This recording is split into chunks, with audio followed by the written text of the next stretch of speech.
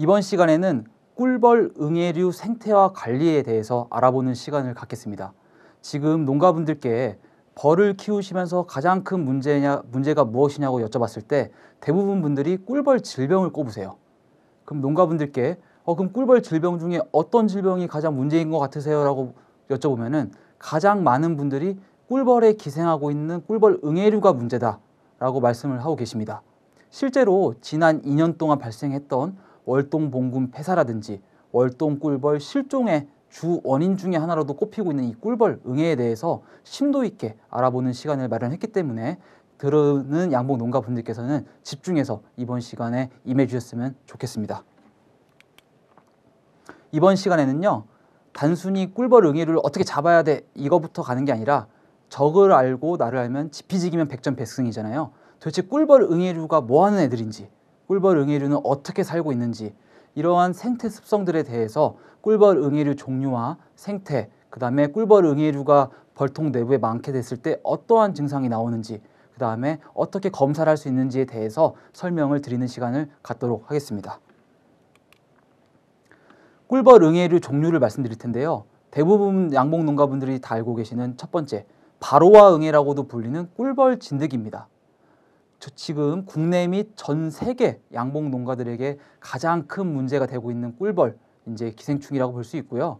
꿀벌 애벌레와 번데기 심지어 다 큰 꿀벌 성체에서 기생해서 체성분을 섭취하고 있습니다. 벌통 내부에서 이런 진드기들은 체성분을 섭취하는 것뿐만 아니라 바이러스 질병과 같은 다양한 병원균을 또 옮기는 매개체 역할을 하고 있습니다. 여기 사진에서 보이시는 이렇게 타원형으로 된 갈색깔이 이제 꿀벌 진드기, 바로와 응이라고 부르는 꿀벌 진드기고요. 이렇게 번데기에 붙어서 수도 있고 다 큰 꿀벌에 붙어서도 이렇게 체성분을 빨아먹어서 꿀벌에 영향을 주고 있는 진드기입니다. 그 다음 진드기는 중국 가시응애입니다. 보통 농가분들이 가시응애라고도 그냥 부르시는데요. 사진을 보시면은 왼쪽에 있는 요게 아까 설명드린 꿀벌 진드기 바로와 응애고요. 이거보다 등치가 작은 요 녀석이 바로 중국 가시응애입니다. 이 왜 중국 가시응애냐면요, 말 그대로 중국에서 들어왔습니다. 우리나라가 양봉 기자재나 일부 사료를 중국에서 수입해 올 때 그때 중국에서 이제 전염돼 가지고 국내에 유입이 됐고요. 말씀드린 대로 꿀벌 진드기보다 그 크기가 작고 애벌레와 번데기에 기생해서 체성분을 섭취하는데요. 꿀벌 진드기랑 가장 큰 중국 가시응의 차이점은 다 큰 꿀벌에 기생해서 체성분을 빨지는 못합니다. 그럼 어떤 농가분들은 나 다 큰 꿀벌에 중국 가시응에 붙어있는 거 봤는데 라고 하시는 분도 있으실 거예요.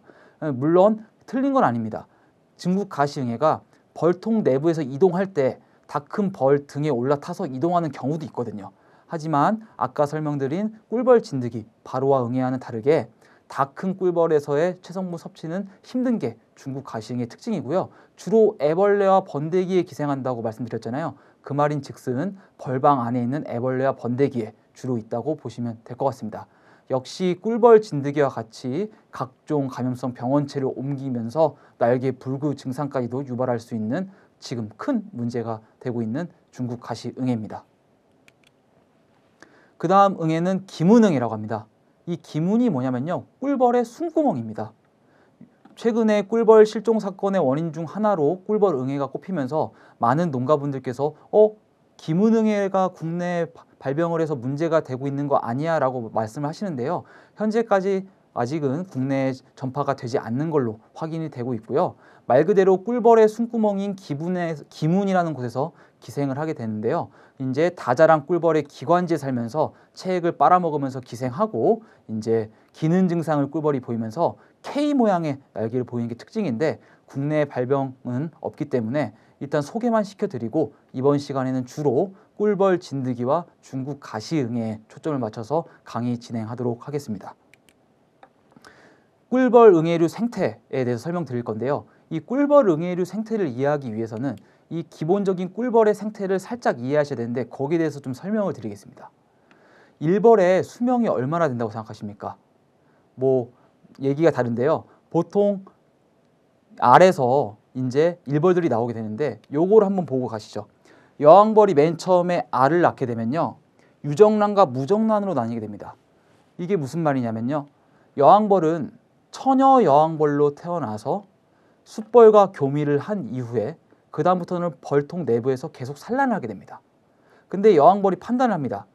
내가 유정란, 즉 정자와 남자가 같이 있는 이배체의 유정란을 낳고 싶을 때는 이제 여왕벌 뱃속에 숫벌의 정액이 저장되어 있는 저정낭이라고 하는, 즉 정액을 저장시켜 놓는 주머니다 해서 저정낭에 정액이 있거든요.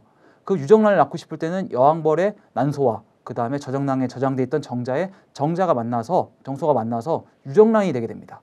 그렇게 태어난 거는 암컷이 되게 되고요. 그게 나오는 게 여왕벌과 일벌이 되게 됩니다. 근데 이번에는 수컷을 낳아야 되겠다 하면은 저장되어 있는 정자를 활용하지 않고 반수체인 난소만을 이용해서 알을 낳게 되는데요. 이게 부화하면 무정란인 수컷벌이 됩니다. 즉 꿀벌의 성별은 암컷과 수컷이 있는데요. 수컷은 말 그대로 숫벌이 되고요. 그 다음에 암컷은 일벌과 여왕벌로 나뉘어지는데 시작점은 유정란으로 갔습니다. 근데 여왕벌 같은 경우에는 발육기간에 계속적으로 로얄 젤리를 먹어서 되는 것이 여왕벌이고요. 일벌은 처음 발육기간에 한 3일 정도만 로얄 젤리를 먹는 게 이런 차이를 만들어냅니다. 여기까지도 다들 많이 아시는 내용이실 겁니다.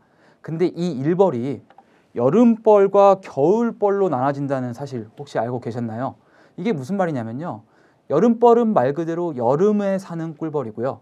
겨울벌은 말 그대로 겨울을, 즉 월동기를 거치는 꿀벌을 겨울벌이라고 합니다. 분명히 여기에도 수명의 차이가 있습니다.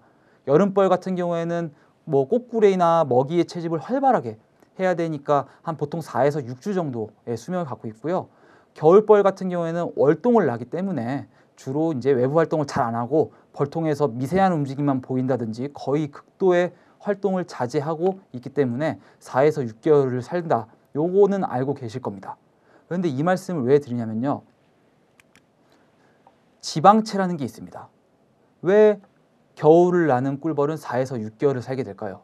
당연히 여러 가지 이유들과 그 요인들이 있겠지만은 여기서 초점 맞출 거는 지방체라는 겁니다. 지방체는 말 그대로 이해하시기 쉽게 지방과 같은 겁니다.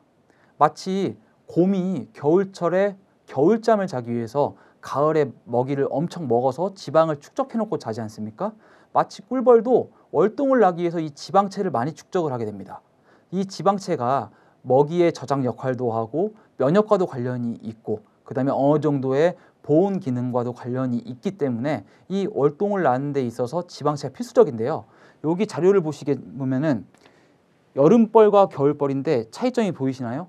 겨울벌 같은 경우에는 이렇게 마치 계란 흰자같이 이렇게 흰 색깔, 요게 지방체입니다. 요 지방체를 배에다 가득 담고 월동 준비를 하게 되고요.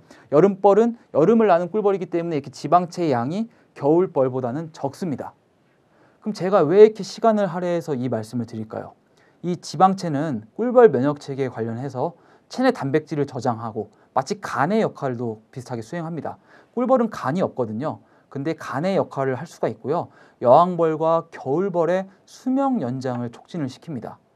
이 지방체를 가장 노리는 적이 한 명 있습니다. 그게 바로 꿀벌 응애류입니다. 많은 양봉농가 분들께서 이 꿀벌 응애류가 꿀벌의 피를 빨아먹는다고 생각하시는 게 틀린 얘기는 아니지만요. 꿀벌은 혈관과 림프관이 하나로 되어 있는, 즉 사람은 혈관도 따로 있고 림프관도 따로 있잖아요. 하지만 꿀벌은 혈관과 림프관이 하나로 되어 있는 혈림프관으로 있거든요. 혈림프관에서 혈림프를 빨아먹기도 하지만은 최우선적으로 꿀벌 몸에 붙어서 꿀벌이 가지고 있는 지방체를 빨아먹게 됩니다. 그러면은 제가 9월 달이나 10월 달에 나는 이제 월동 겨울을 나서 4에서 6개월을 살려고 지방체를 배에다가 가득 채운 꿀벌이 태어났어요. 근데 꿀벌 응애가 내 양봉장에 너무 많아가지고 방제를 제대로 안 됐던지 여러 이유로 인해서 꿀벌 응애가 지금 겨울을 나야 되는 내 소중한 꿀벌 배에 붙어서 이 지방체를 빨아먹습니다. 그러면 어떻게 되겠습니까? 꿀벌의 수명이 감소하게 되죠. 그렇기 때문에 온전하게 월동을 나지 못하는 원인 중에 하나로 뽑히고요. 이 지방체를 꿀벌 응애류들이 호시탐탐 노리고 있기 때문에 이 꿀벌 응애류 방제에 성공을 해야 월동 꿀벌 편성에 성공을 한다는 말이 있을 정도로 이 상당히 꿀벌 응애가 현재 중요한 상황입니다. 많은 분들이 꿀벌 응애류 도대체 이 한 마리가 몇 마리가 되고 도대체 얘네들은 어떻게 사는가 이런 생각들을 많이 하실 텐데요. 이번 시간의 핵심입니다. 도대체 꿀벌응애라는 애들은 어떻게 사는지, 꿀벌은 알에서 3일, 애벌레에서 6일, 이렇게 일벌은 21일 만에 태어나고 이제 여왕벌은 며칠 만에 태어난다는 거 다 아실 텐데요. 도대체 꿀벌응애류는 어떤 생활사를 갖고 있는지를 좀 알아보는 시간을 갖도록 하겠습니다. 지금 설명드리는 꿀벌응애류 생활사는요, 바로아응애, 즉 꿀벌 진드기를 예시로 해서 설명드리겠습니다. 역시 꿀벌 진드기도 수컷과 암컷이 존재합니다. 근데 농가분들이 많이 아시겠지만은 진드기가 어떻게 번식을 하나요? 벌이 정상적인 꿀벌이 알에서 3일, 애벌레 6일, 총 9일 동안 발육을 한 다음에 번데기 단계에 들어가게 되죠. 번데기 단계에 들어갈 때 벌방을 뚜껑을 막게 됩니다. 그래서 그 안에서 일벌 기준 12일 동안 성숙이 돼서 다 큰 벌로 나오는데요.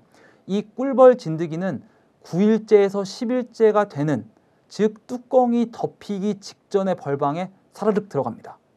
그러면은 진드기가 싹 들어가는 순간 뚜껑이 덮이게 되면서 이제 진드기는 그 안에서 기생을 시작을 하게 되는 거죠.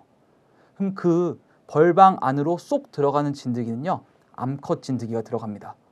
그럼 어미라고 칭하겠습니다. 그 어미 암컷 진드기가 꿀벌 일령 9일에서 10일 될 때 뚜껑 덮이기 전에 쏙 들어가게 됩니다.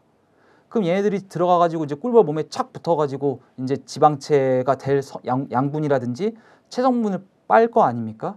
처음부터 알을 낳지 않고요.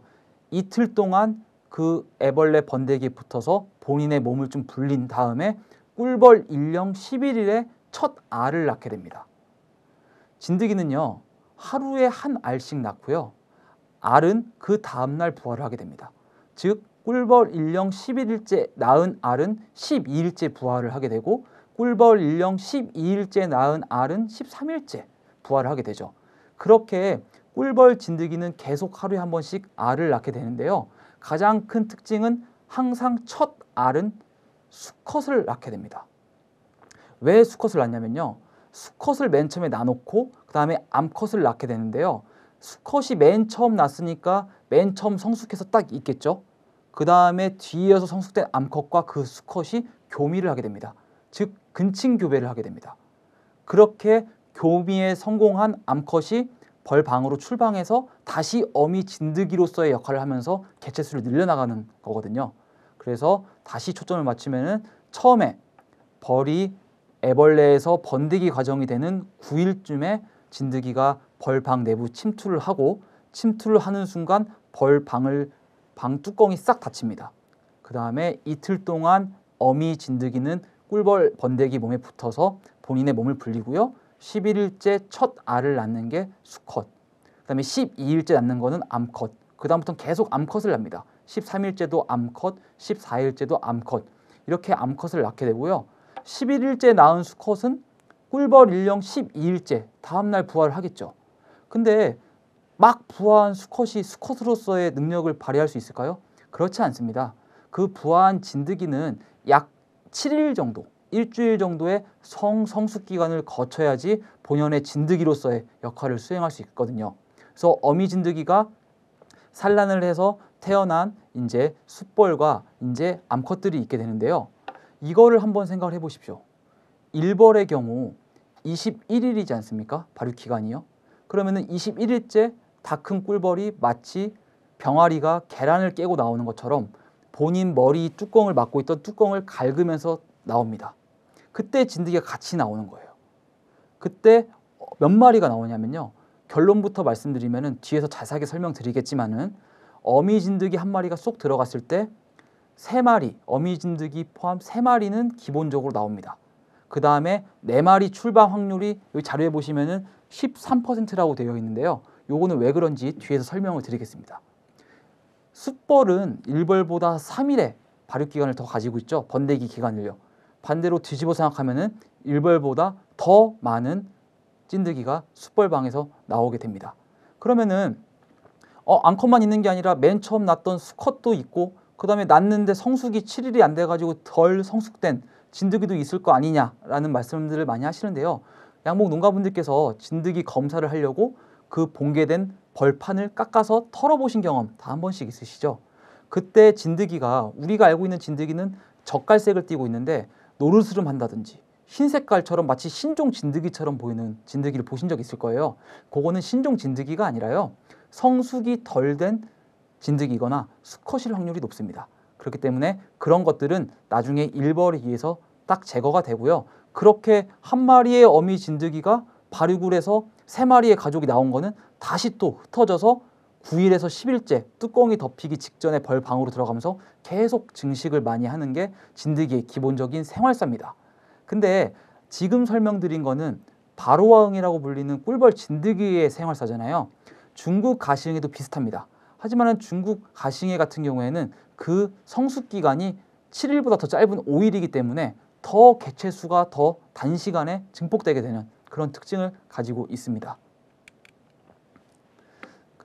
이어서 설명드리면은 그렇게 출방, 즉 방에서 나왔다는 것을 출방한다고 표현하거든요. 출방한 진드기는 또 바로 들어가지 않고 한 5에서 10일 동안 다 큰 벌, 즉 성봉이라고 부르는 다 큰 벌에 붙어서 체성분을 섭취하면서 몸을 단정합니다. 그 다음에 다시 또 뚜껑 덮이기 직전, 즉 애벌레에서 번데기 단계로 넘어가는 벌방에 들어가서 다시 또 그런 생활사를 이어나갑니다. 그렇기 때문에 이렇게 진드기가 어떻게 생활하는지를 좀 꼭 아셔야지 방제를 하실 때 좀 도움이 되실 것 같고요. 이 꿀벌 응애류도 여름 진드기가 있고요. 겨울 진드기가 있습니다. 이거는 잘 모르셨을 것 같은데 역시나 꿀벌 애벌레가 겨울에도 지속된다면 역시 진드기도 계속 지속될 거라는 말입니다. 그렇기 때문에 이 얘기는 뒤에 방지에서 더 자세하게 말씀드릴 건데요. 일단은 생활사는 이 정도로 아시면 될 것 같고 요약본을 하나 보여드리겠습니다. 이 요약본을 집중해서 봐주시기 바라겠습니다. 아까 말씀드린 대로 9일째 이제 꿀벌 번데기가 들어가게 되는데요. 이 9일째 들어간 번데기가 꿀벌 번데기에 침투를 해서 이틀 동안 이제 체성분을 섭취하게 되죠. 요약본인데요. 아까 말씀드린 대로 꿀벌 일령 9일차, 즉 애벌레에서 번데기로 넘어가는 기간에 침투를 하게 됩니다. 침투해서 이틀 동안 꿀벌 번데기의 체성분을 섭취하게 되고요. 첫 번째 낳는 알은 수컷이라고 말씀드렸죠. 수컷을 낳게 되고 수컷은 하루 후에 부화를 하게 됩니다. 그 다음부터는 암컷을 계속 낳게 되고 암컷이 계속 부화를 하죠. 이 부화한 수컷은 성숙 기간에 7일 정도 갖는다고 말씀드렸잖아요. 그러니까 꿀벌 일령 18일째에 맨 처음 낳았던 수컷이 성숙을 해서 수컷 노릇을 할 수 있게 됩니다. 그럼 19일째는 암컷 한 마리 1번이 성숙이 완료돼서 준비가 되고요. 20일째는 두 번째 암컷이 성숙이 됩니다. 근데 21일째가 문제인데요. 이 진드기가 알을 낳아서 얘네들이 성숙을 하는데 꿀벌이 21일째 자정에 나올지 오후 4시에 나올지 그거는 모르잖아요.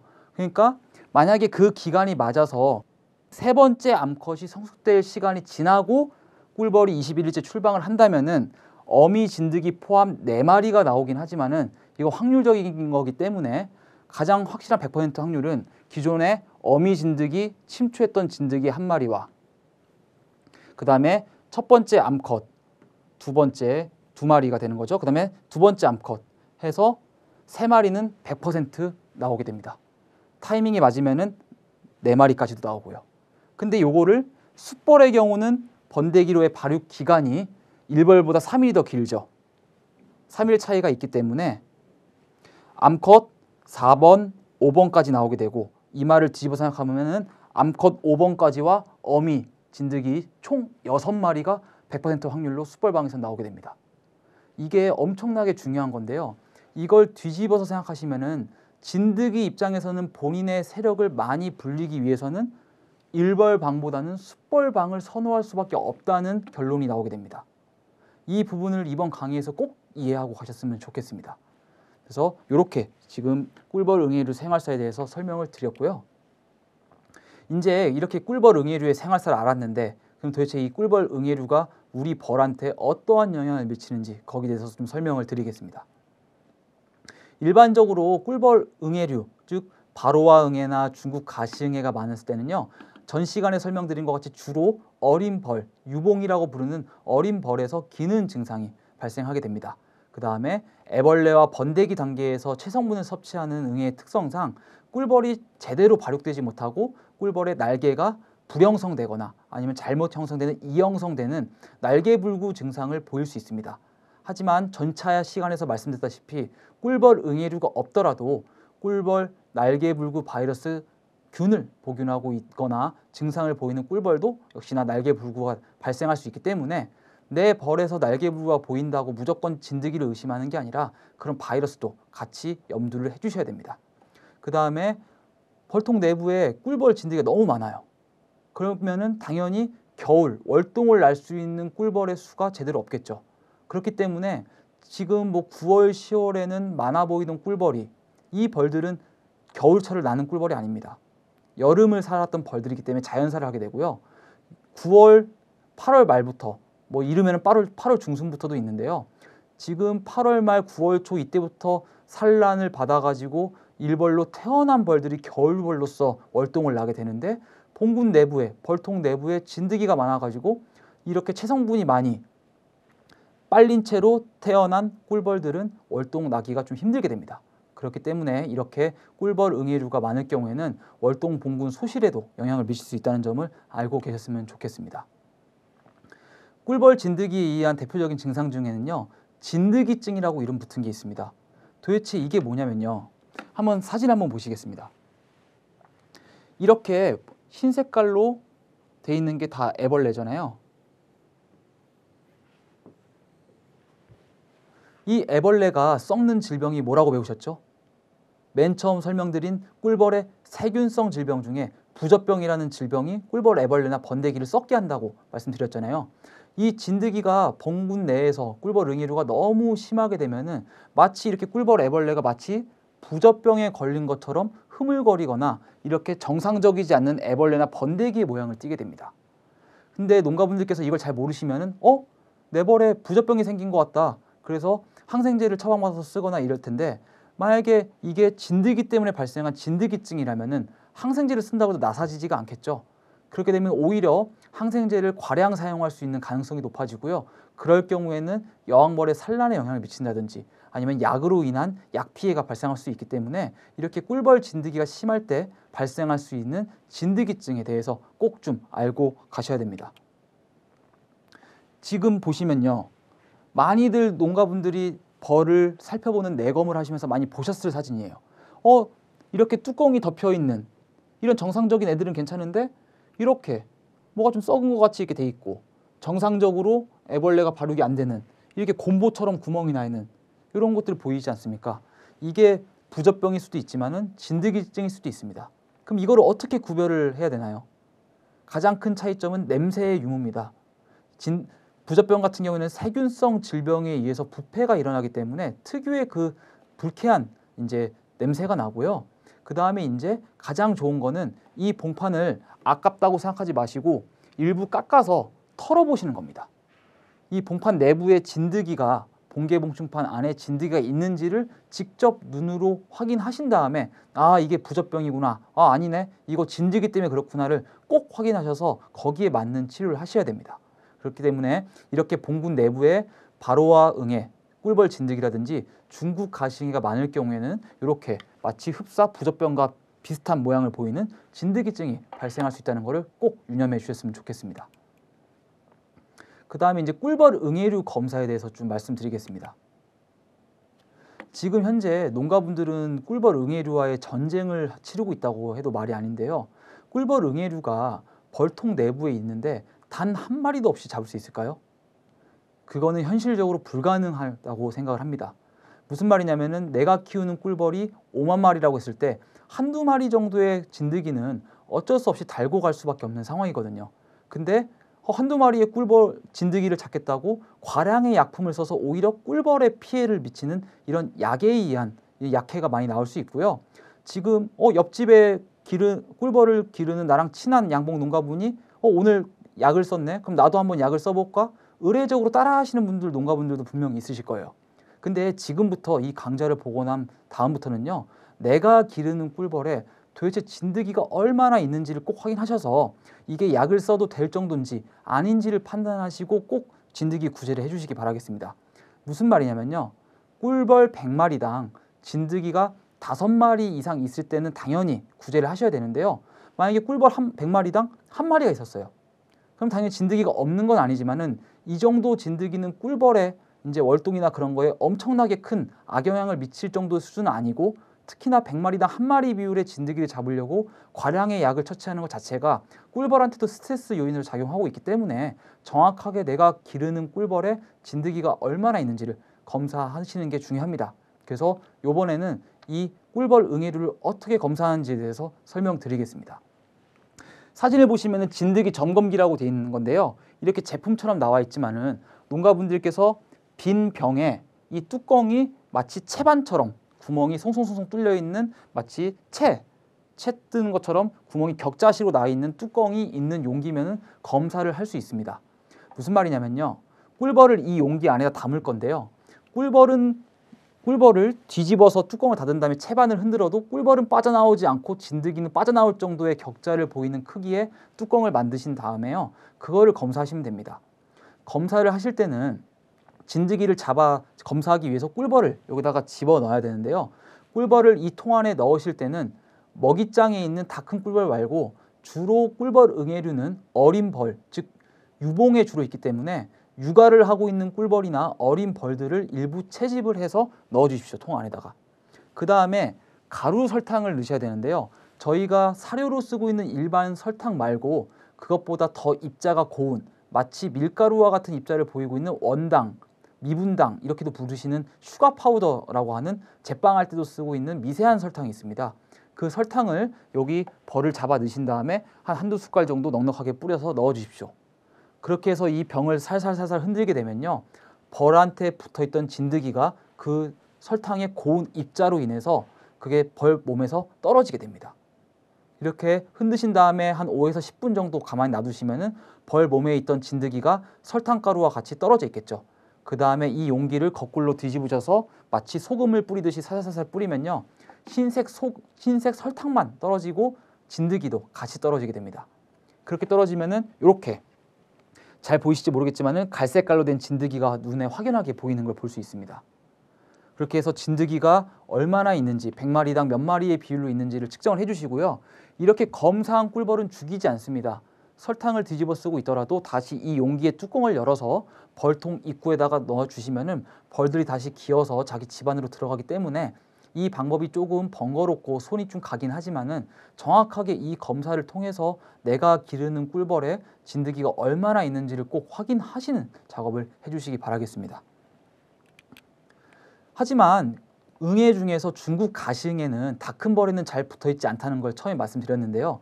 이 중국 가시응애 같은 경우에는 주로 애벌레나 번데기에 붙어서 채성분을 착즙을 하기 때문에 주로 이렇게 봉판이라고 부르는 이렇게 봉판을 일부 한 손바닥만한 면적이라든지 일부 밀도 칼이나 날카로운 칼로 깎아가지고 털어서 확인하셔야 됩니다. 이렇게 털어서 보시면은 지금 보시는 이런 갈색깔들이 전부 다 진드기입니다. 겉보기에는 이상이 없어 보이지만은 이렇게 털어서 봤을 때 진드기들이 이렇게 떨어져 있죠. 다 이렇게 갈색들이 보이는 게 다 진드기거든요. 이걸 통해서 내 벌, 내 번데기와 내 애벌레 얼마나 많은 진드기가 기생하고 있는지를 확인하신 다음에 약품 처리, 즉 진드기 방제가 들어가야 된다고 생각합니다. 그렇기 때문에 이렇게 응애류 검사하는 방법까지 이번 시간에는 꿀벌 응애류의 종류나 그 다음에 이제 생태, 그 다음에 감염 증상과 검사에 대해서 알아봤는데요. 이렇게 진드기에 대해서 알았으면 이제 방제를 해야 되겠죠. 다음 시간에는 이어서 꿀벌 응애류 방제에 대해서 강의해 드리도록 하겠습니다. 이번 시간도 고생 많으셨습니다.